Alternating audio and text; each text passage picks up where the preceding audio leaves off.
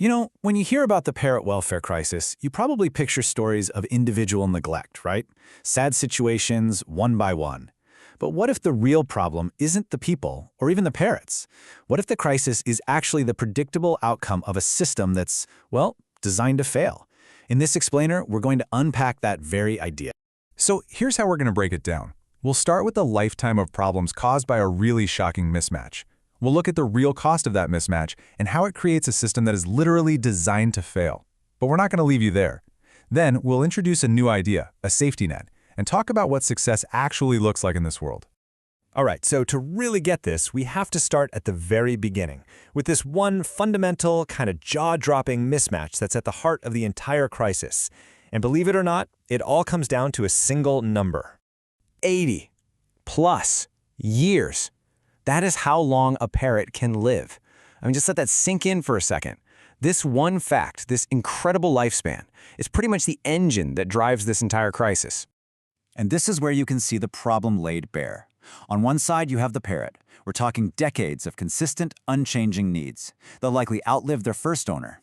On the other side, you have our human systems, our finances, our jobs, our health, the rescue organizations themselves, which are all, by comparison, incredibly short-term and unstable. This is the fundamental clash. This quote just says it all, doesn't it? It makes it so clear that this isn't about blaming good people with good intentions. It's just a simple, brutal equation. When the job of caring for an animal lasts longer than the institutions we've built to do that caring, well, failure isn't just a possibility, it becomes the default. Okay, so we've got this huge mismatch on paper. How does that actually play out in the real world? What is the real cost? This is where we see why good intentions on their own just aren't enough to fix a broken system. Now, this data point is absolutely crucial.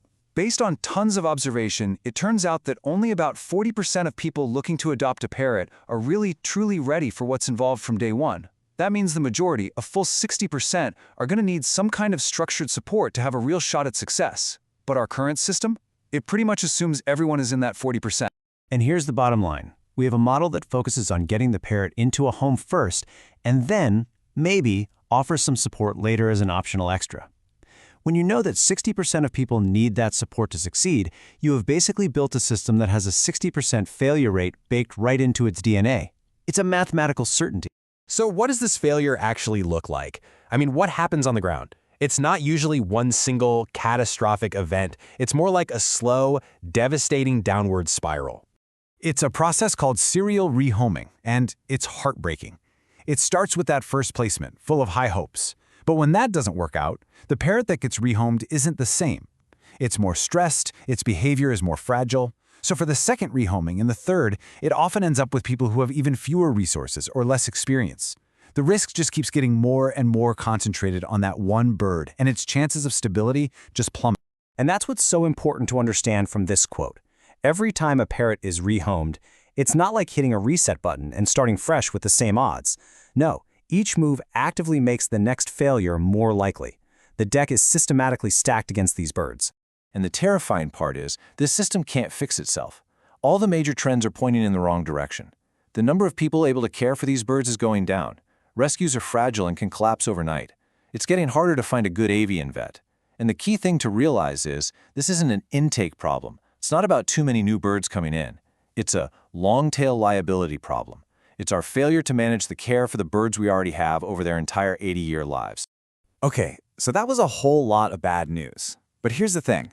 Once you understand how the system is broken, you can start to design a better one. So now, let's flip this around and look at a really new, interesting idea, the actuarial safety net. So what on earth is that?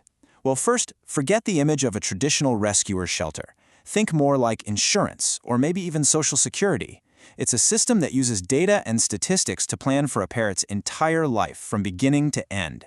Instead of just reacting to one crisis at a time, it pools resources and risk across a whole population of birds.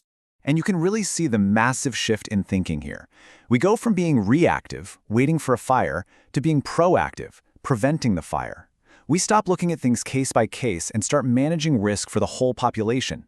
And instead of people feeling ashamed to surrender a bird, we have managed dignified returns. But the biggest shift? The goal is no longer just moving a bird somewhere else. The goal becomes durable stability. This is the new mission statement. It sounds so simple, but it changes everything. Success isn't measured by how many birds you adopt out, it's measured by how many birds are in stable, secure, lasting situations. The goal isn't just movement, it's durable stability. Okay, so if we change the goal to durable stability, what does that actually look like? On the ground. How would we even know if this new system is working? Well, in the first few years, you'd start to see fewer frantic emergency surrenders. People would come for help earlier, and the whole process would be calmer. Then, in the medium term, the system would be strong enough to absorb shocks, like if a traditional rescue suddenly collapses. And then, in the long term, true lifetime planning would just become the new normal. And those dramatic, chaotic rescues, they'd be the rare exception, not the everyday rule. And this is maybe my favorite point in this entire explainer.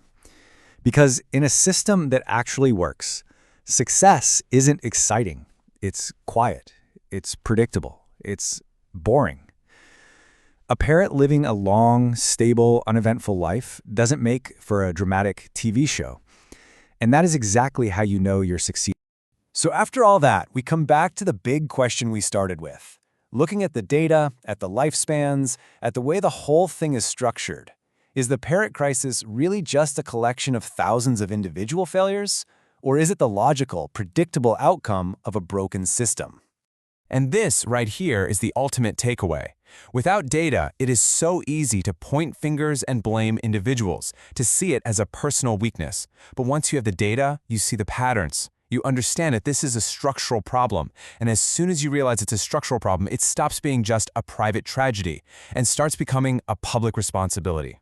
And that's something we can actually solve.